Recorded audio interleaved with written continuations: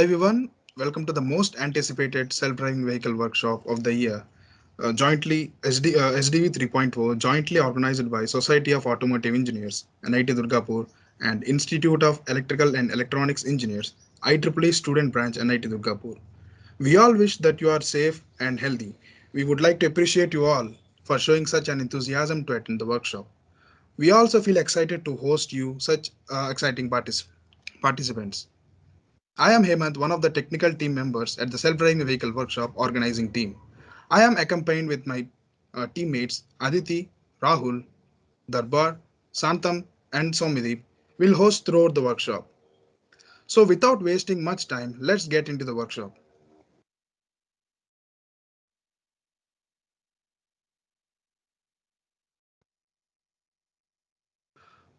So you all might have got the doubt why the name of this workshop is set as self-driving vehicle workshop.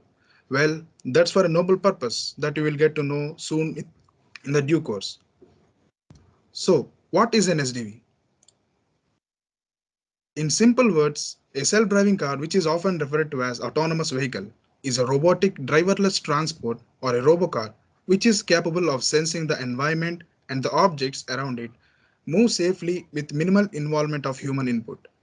All of us feel fascinated to see driverless cars which drive autonomously and make us reach their destination safely. Did you ever think how is that even possible? The concept of autopilot and the driverless car. Let's get into it in the workshop. So why must we focus on SDV? Automation can help us reduce the number of crashes on our Indian roads. Government data identifies that the driver behavior or error as a factor of 94% of crashes and accidents on the road. And the self-driving vehicles can help reduce the driver errors. Higher the level of autonomy and dangerous driver behaviors and lend the helping hand in case of emergency.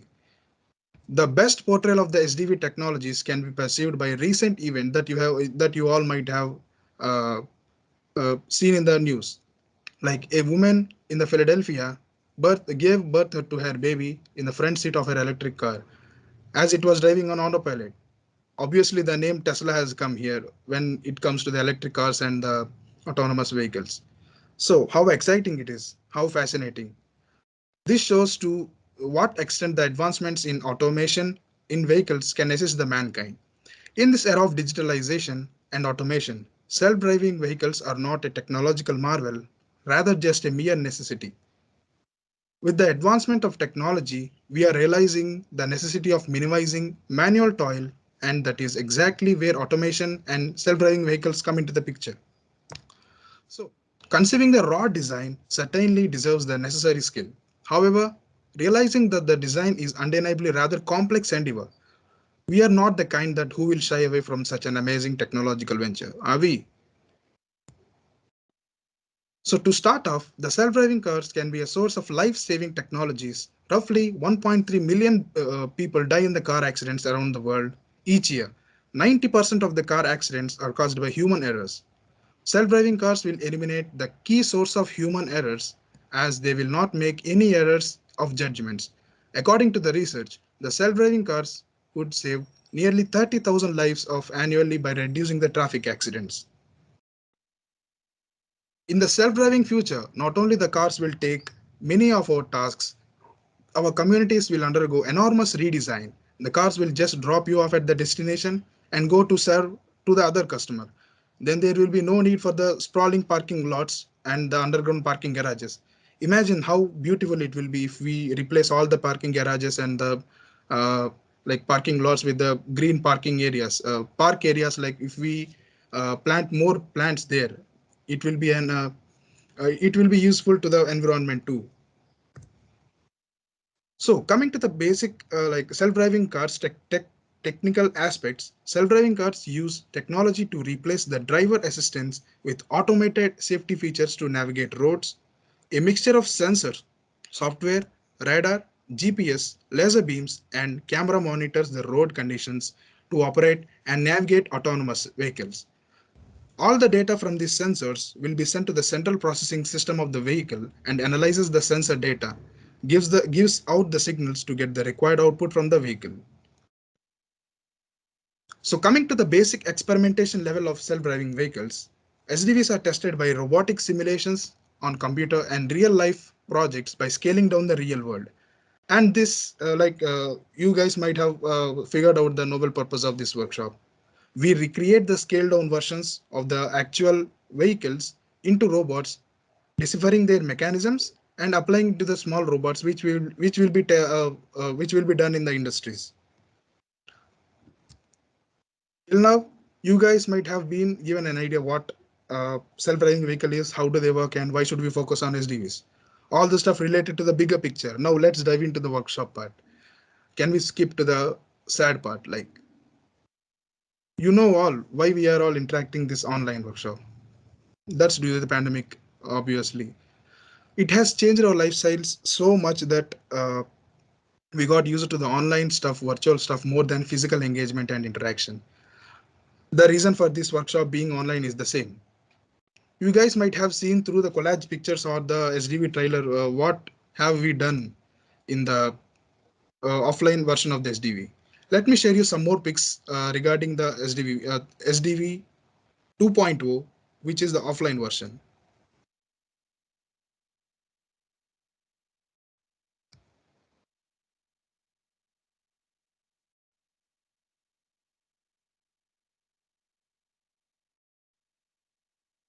Lol. That's a hell lot of fun and practical learning. But worry not. We both the clubs SAE NIT Durgapur and IEEE student branch NIT Durgapur have come up with the idea of virtual workshop. Wait, seriously? Virtual workshop? How is this even possible to get the real life practical experience and fun through this online mode? Yeah, we know that it is quite exasperating as well. But fret not. We promise you, you won't be missing out anything even in the online workshop, overcoming the online barrier. We overcoming the online barrier, we have taken the challenge to overcome this barrier.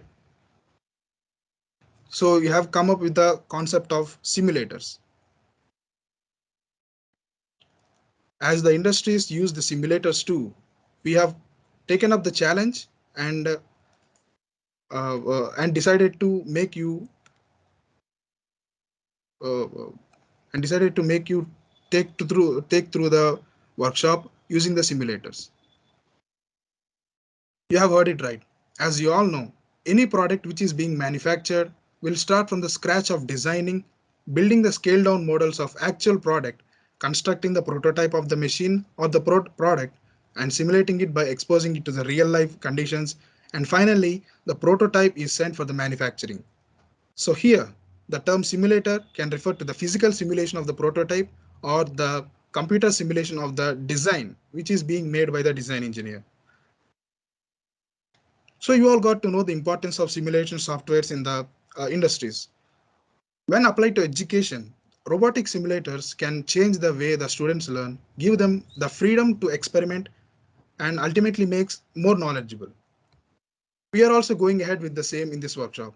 Here in this version 3.0 of self-driving vehicle workshop, you will be exposed to different simulation softwares like VBots, Proteus, Arduino, and Autodesk or Tinkercad from Autodesk. But before going to the actual simulators part, there are some basic robotics concepts which you should get aware of.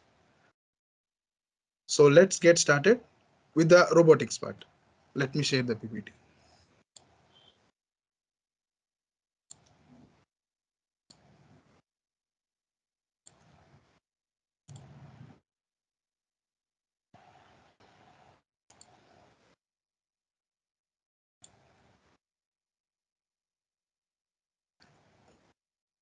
Like, is it visible? Like the presentation which I'm Yes, sharing yes, regarding the yes, we robots. are. Yes, sir, visible. Okay, okay.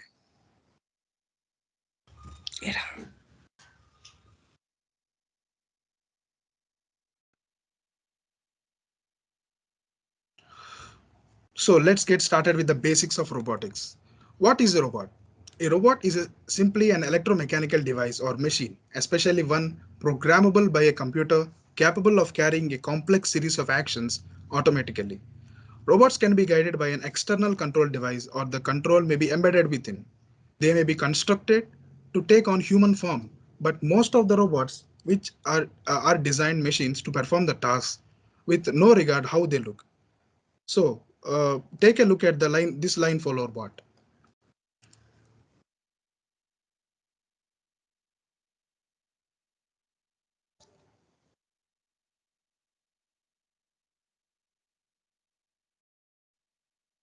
It follows the line automatically without any human action to take control. It automatically detects the objects and lifts up, taking them to the other place to land them.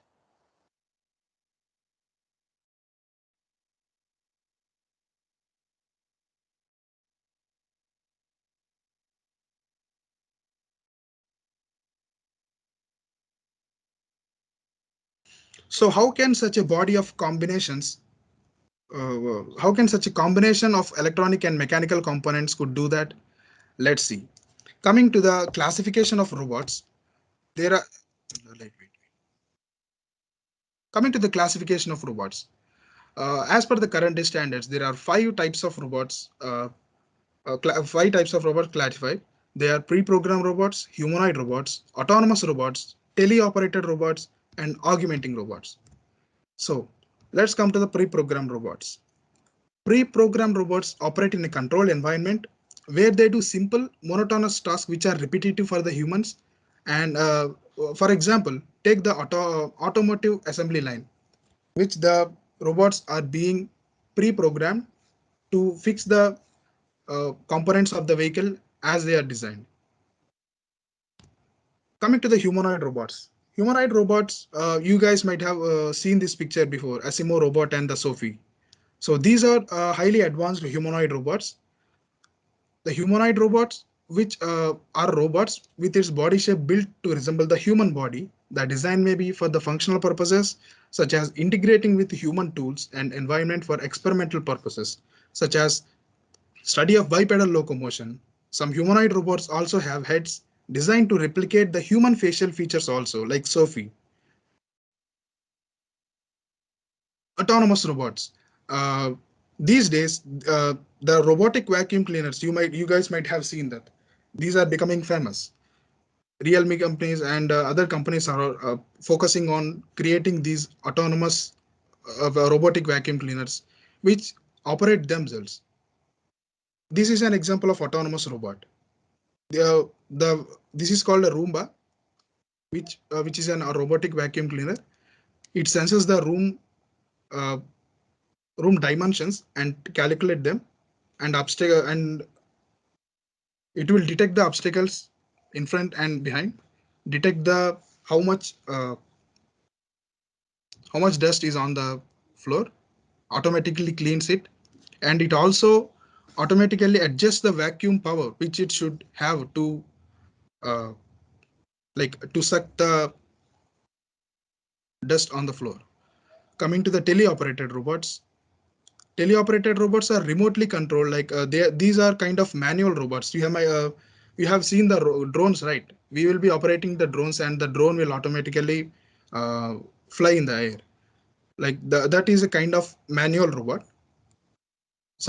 They might have some sort of artificial intelligence, but normally they take their commands from the human operator and execute as instructed by the operator. Right now, the advanced technology in the teleoperated robots, the application is in the medical surgeries and military operations too. Coming to the augmenting robots. Augmenting robots generally enhance the capabilities that a person already has. Like if the person has uh, eyes, but he has blind vision, like color blindness. So a robot can be built which detects the eye problem the person has and help the person to perceive the world with color blindness. So it will enhance the capability of the person, or it can replace the capability too. Like if the person has lost his hand, so a robotic arm can be fixed to him. The medical devices and the prosthetics can be a good example of these augmenting robots. So till now we have come to the classification. We have done the classification of robots, but we should actually learn how the robot works. To make it more understandable, let's imagine the robot as any other organism like a human being. We have sense organs. We, our humans have sense organs. We see things with our eyes, we hear things with our ears, feel with our skin, taste with our tongue, and smell with our nose. Our neurons transmit the signals from the sense organs to our brain, where we process the external information. Our brain processes the signals, makes a decision, and send the signal to our muscles to move our hands, legs, or do whatever we want. We have the heart that circulates the blood, supplies the oxygen, and provides energy for the working of entire system. Then we have sensors, like then we have the body where the sensors, muscles, heart, veins, and all other body parts are arranged tightly, neatly assembled. This is the same as in the case of a robot. A robot has a chassis or a robot frame which is similar to our body. A frame that will support the whole robot. A system will have enough space, is capable of handling the weight of all the sensors, power sources, and the motors and the cables used to connect the sensors in the robot. The analogy we can do is like we can relate the human body with the robotics or with the robot parts. So the sense organs. A robot has sensors. Wait. A robot has sensors such as IR sensor will sense the infrared rays, ultrasonic sensors used to detect the ultrasonic waves, a pressure sensor is used to detect the pressure or touch, and so much more. Now, we all have the data from the sensors. So what to do with the sensor data? We need to process it. For that, we will be having a processing unit. Normally, we will use a logic circuit. This can be a simple circuit consisting of resistors, capacitors, transistors to perform simple logical decisions, or a microcontroller, which is where Arduino comes into play. Like you can see, this is the Arduino. You will get to know what Arduino exactly is from Aditi. Let's skip.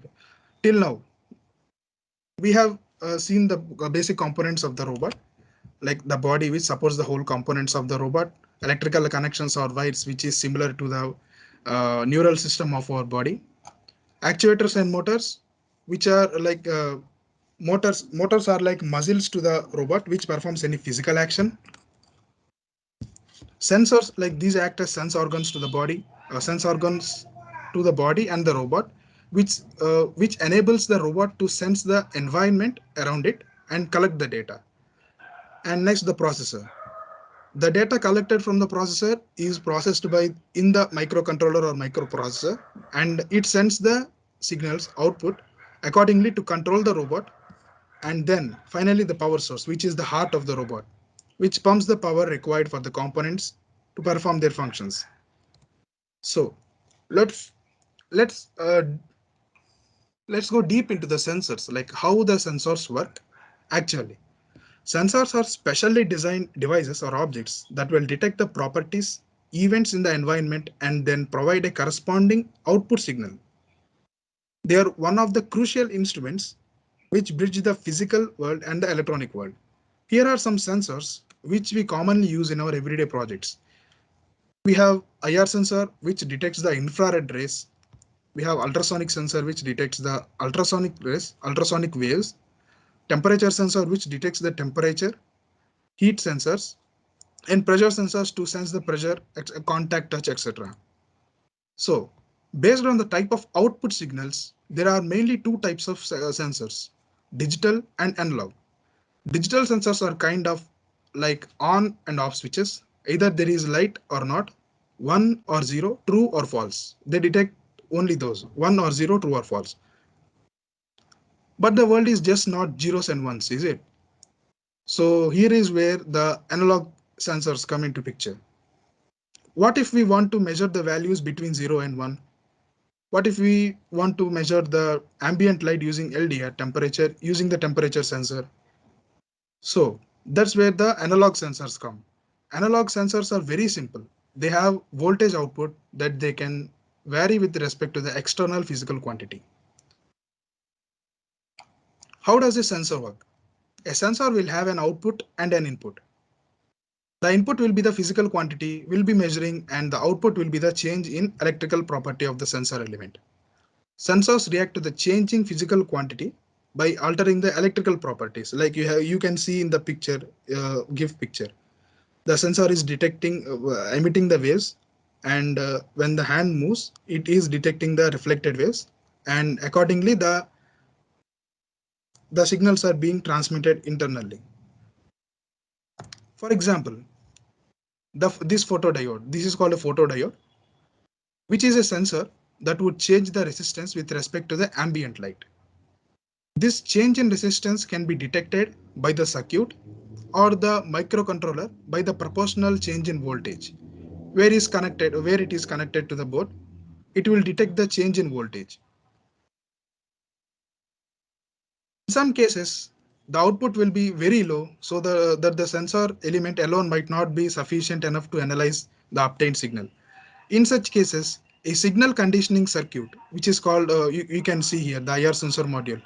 The IR sensor is being placed here, and there is a logical circuit here. Signal conditioning circuit is required in order to amplify the filter signals produced by the sensor element in decided range with respect to the microcontroller. So the whole thing which you are showing here, which you are seeing here, the sensor element and the conditioning circuit is together called as a sensor module. So we will call IR sensor module, ultrasonic sensor module, like that. So for example, take the microphone module. It detects the audio signal and converts the output voltage, which will be in terms of millivolts. The voltage is not enough to drive a circuit. So as an amplifier will be used to increase the signal strength before using it in circuits like flap switches, feeding it into Arduino. These pins here will be connected to the Arduino, like the board which we are using in our projects. This is basically a sensor works. Now we shall try to understand a basic line following robot with the knowledge we have gained till now. As you can see, here is a line follower bot, the bot which is following the line, detecting detecting the black line from the white ground. So how this works? Let's see.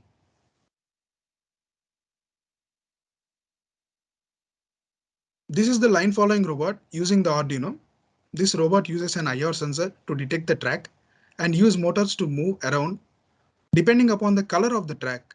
Here the IR sensor is a sensor that senses the environment and gathers the input. IR sensors mainly consist of IR transmitter and IR LED, and an IR receiver, usually a photodiode. IR LED always emits the infrared radiation raised to the direction it is pointing to. Now let us bring close to a surface or a wall. When the IR rays hit a surface, some rays will be reflected back depending upon the color of the surface, which means the brighter color will reflect more IR, infrared radiation, and the darker the color is, the more IR will be absorbed by it.